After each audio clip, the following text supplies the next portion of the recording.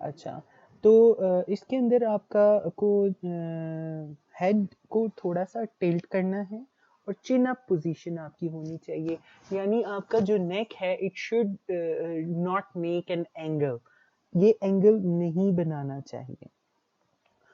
Look, listen and feel for the breaths. आप जो है ब्रीथ के लिए, यानी जिस तरह से मैंने आपको कहा कि नाक के नीचे आप उसको फील करें, लिसन करें, कान को जो है आप नाक के करीब लाएं और सुने कि वो ब्रीथ ले रहा है कि नहीं ले रहा है, और देखें कि उसका जो चेस्ट है वो अप एंड डाउन हो रहा है कि नहीं हो रहा। अगर वो बहुत माइनर ब्रीथ्स ले रहा है, डिस्निक है, तो एटलीस्ट उसके जो नॉस्ट्रल्स हैं वो खुलेंगे और बंद ज़रूर होंगे।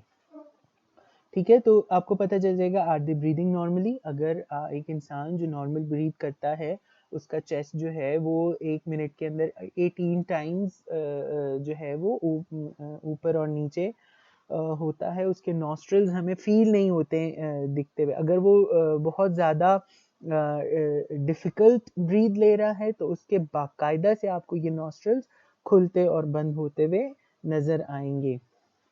तो आपको नॉर्मली पता चल जाएगा कि वो एबनॉर्मल ब्रीथ कर रहा है या बिल्कुल ब्रीथ नहीं कर रहा है।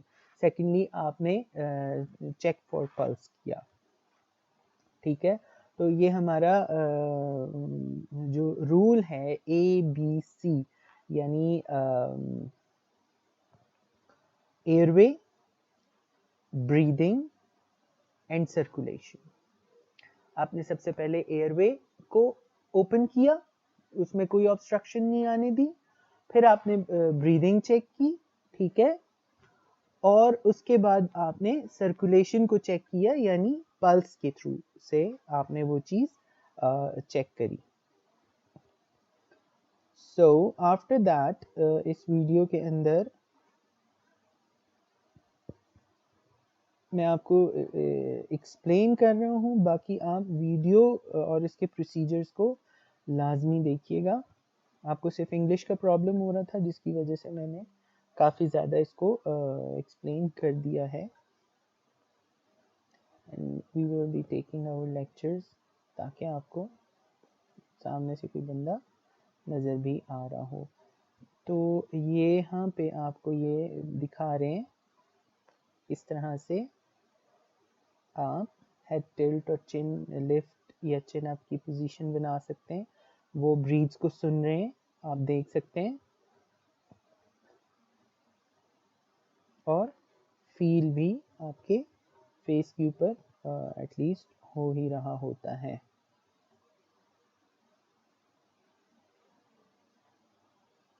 सो फॉर अनरिस्पॉन्सिव विक्टिम, सबसे पहले तो आप लोगों ने इमरजेंसी हेल्प को सीख करना है, यानी हमारे पास जो 15 के नंबर्स हैं, हमारे पास 1122 के नंबर्स हैं, हम उनके ऊपर इमरजेंसी करते हैं। अगर आप आउट ऑफ कंट्री हैं, यानी पाकिस्तान से बाहर हैं, और स्पेशली आप वेस्टर्न कंट्रीज़ के अंदर हैं, तो वहाँ पे हमारे पास 911 का कॉल होता है। इसको रिकवरी पोजीशन में रखें जो आपको भी बताई है, और कांस्टेंट रीएवैल्यूएशंस करें कि आप जो है उसको देखते रहें कि what is the main reason कि जिसकी वजह से ये विक्टिम जो है, ये बंदा, this is our recovery position. आपने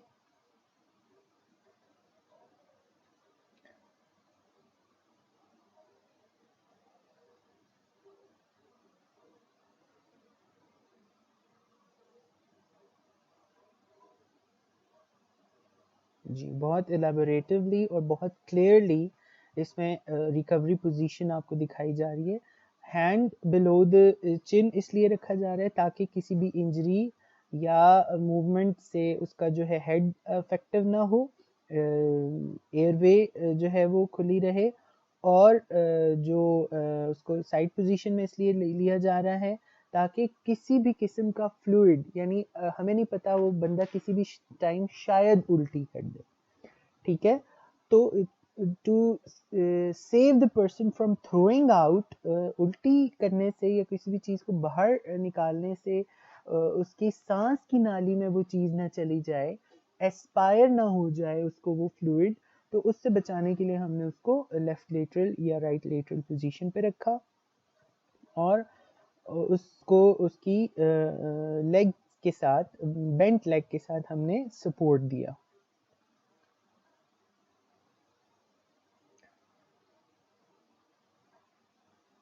ठीक है,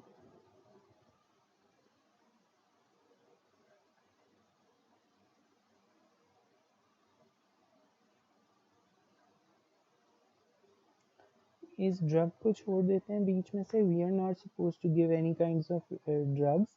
अनरिस्पॉन्सिव के लिए, पेशेंट के लिए आप देखें, आप उसके चेस्ट पे हाथ रखें और जो चेस्ट है वो अगर 5 to 6 सेंटीमीटर यानी 2 इंच तक अगर वो नहीं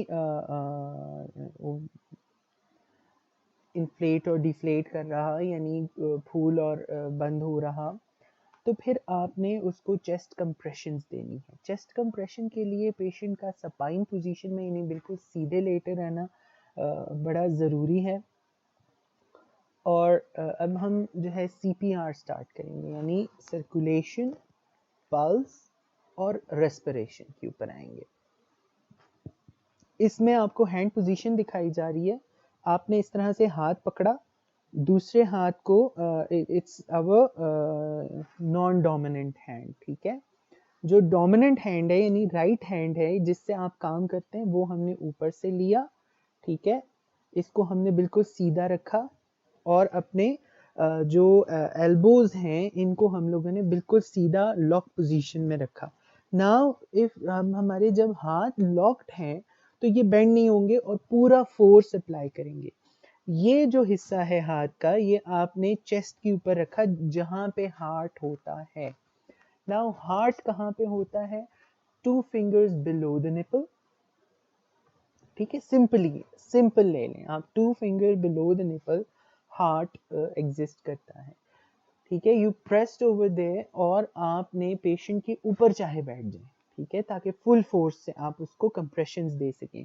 और एक कंप्रेशन आपकी इतनी ही डीप होनी चाहिए जितनी आपकी एक ब्रीद होती है, यानी 5 to 6 सेंटीमीटर या 2 इंच तक, यानी आपने पूरे जोर से उसको कंप्रेस करना है। और याद रहे कि हाथ के इस हिस्से से और दोनों हाथों के जोर से आपने करना है और बल नहीं आना चाहिए, बेंड नहीं होनी चाहिए आपकी एल्बो, बल्कि बिल्कुल सीधी रहनी चाहिए, ठीक है। The next thing you do CPR के अंदर, CPR किसे कहते हैं मैंने अभी बताया, circulation, pulse and respiration. Circulation यानी आपने हार्ट की सर्कुलेशन को दोबारा से, हार्ट का काम है सर्कुलेट करना, उसको दोबारा से आपने अलाइव किया, यानी ब्लड सर्कुलेशन को बॉडी के अंदर पहुंचाने की कोशिश की कंप्रेशंस के जरिए। पल्स यानी हार्ट रेट दोबारा से लाने की कोशिश की, एंड रेस्पिरेशन यानी उसको रेस्पायर यानी उसकी सांस बहाल करने की कोशिश की। नाउ व्हाट हैपेंस कि आपने कंप्रेशन किस तरह से देने, तरीका मैंने बताया। 30 कंप्रेशंस 30 सेकेंड्स के अंदर आपने देने हैं और फिर आपने 3 या 2 ब्रीथ्स देनी है। ब्रीथ कैसे देंगे आप? या तो आपके पास एम्बू बैग होता है जिसके जरिए आप, वो उसका एक माउथ पीस लगा होता है और ऊपर से आप एम्बू बैग को प्रेस करते हैं, वरना आपके जो है माउथ टू माउथ, यानी एक बंदे के मुंह के ऊपर आपने मुंह रखा और अपनी सांस के जरिए उसको सांस दी, ठीक है। ये आपकी रेस्पिरेशन हो गई। इसके बाद फिर से आपने काउंट करते जाना है विद लाउड वॉइस, 1 2 3 4 5 6 7, और जैसे ही 30 होगा फिर आपने एक रेस्पिरेशन की। तो 60 सेकेंड्स के 1 मिनट के साइकिल के अंदर आपने 60 pushes, chest compression with 2 cycles of respiration patient को दिए,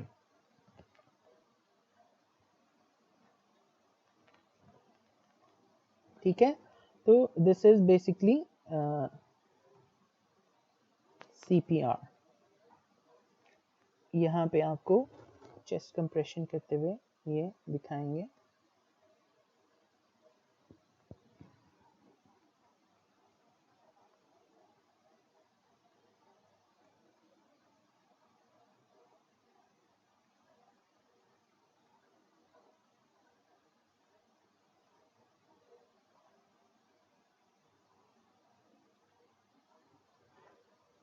आप देख सकते हैं कि वो नी बेंड पोजीशंस में, यानी घुटनों को बेंड करके पूरा बॉडी का जोर पेशेंट के ऊपर डाल के और कंप्रेशंस दे रहे हैं।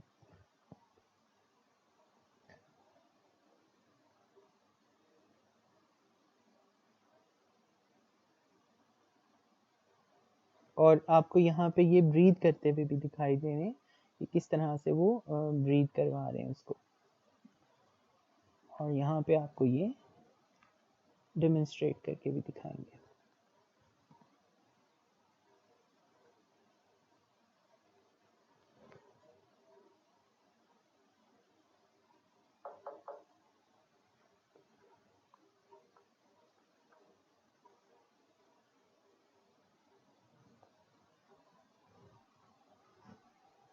और हर एक साइकिल के बाद, यानी 30 compressions and 2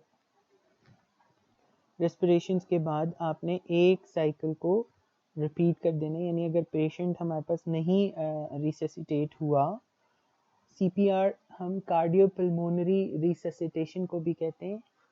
cardio means cardiac heart, pulmonary means lungs यानी breathing, resuscitation means revival, coming back, दोबारा से उसको वापस जिंदगी की तरफ लाना। ठीक है, तो this is all about the video. जो भी इम्पोर्टेंट चीज़ें थी मैंने आप लोगों को समझा दी हैं। आप इसमें से देखें जो इसमें सीपीआर करना बताया है, जो सेफ पोजीशन बताई है, और जिस तरह से आपके रिस्पॉन्सिव और रिस्पॉन्सिवनेस के में आपने क्या करना है। अगर पेशेंट रिस्पॉन्सिव है तो आपने क्या करना है, अगर पेशेंट नहीं रिस्पॉन्सिव है तो क्या करना है। तो इस चीज़ों को आप इस वीडियो में से गौर से देखें और इंशाल्लाह अब आपको समझ आ चुकी